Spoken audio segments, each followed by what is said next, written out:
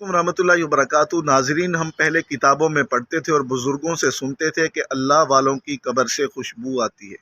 मैंने अपनी ज़िंदगी में 2 मरतबा सुना। पहला, मौलाना अजीज़ुर रहमान हज़ारवी रहमतुल्लाह अलैह की कब्र के बारे में कि उनकी कब्र से खुशबू आई, और अब हालिया दिनों में जो पीर जुल्फ़कार अहमद नक्शबंदी रहमतुल्लाह अलैह की वफ़ात हुई, जिनका जनाज़ा एक बहुत बड़ा और तारीख़ी जनाज़ा था, उनकी कब्र के हवाले से भी कुछ इस तरह की बातें मंज़र-ए-आम पे आ रही थीं पहले, लेकिन अब एक इस तरह की ऑडियो मंज़र-ए-आम पे आई है जिसमें ये बात वाज़ेह तौर पे बताई जाती है कि जब वो कब्र से खुशबू आ रही है और तलबा भी उस वक़्त मौजूद थे जो साहिब वाक़या बयान कर रहे हैं वॉइस के अंदर, और फिर उसके बाद मट्टी भी घर वालों को दिखाएगी। मुकम्मल तफ़सीलात आप स्क्रीन पे समाअत कीजिए और अपने दोस्तों के साथ भी शेयर कीजिए।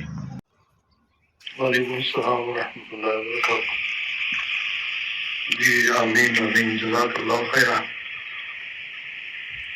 सजाद भाई, आपकी बात बिल्कुल सही है कि कोई अल्फाज भी नहीं है हमारे पास कि हम क्या कह दें हज़रत जी के बारे में।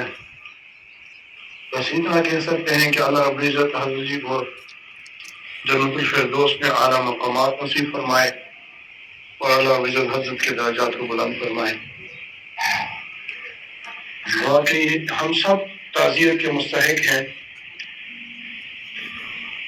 कि हम सब एक दूसरे की ताज़ियत करें, और जो फिर लगा है हज़रत जी के तशरीफ ले जाने के बाद वो तो बयान से बाहर है। तहम इतनी बात जरूर है कि हज़रत जी की खबर से खुशबू आ रही है, वो अजीब महक है, अजीब, ऐसी खुशबू कभी जिंदगी में हमें सूंघी नहीं है।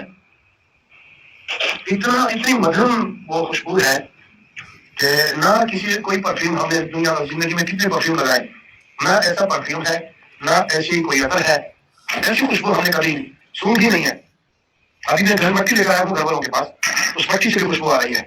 मैंने जिन 3 उंगलियों से मट्टी उठाई, वो उंगलियों से 3 उंगलियों से खुशबू आ रही थी, 2 उंगलियों से नहीं आ रही थी। इतनी अजीब बात है।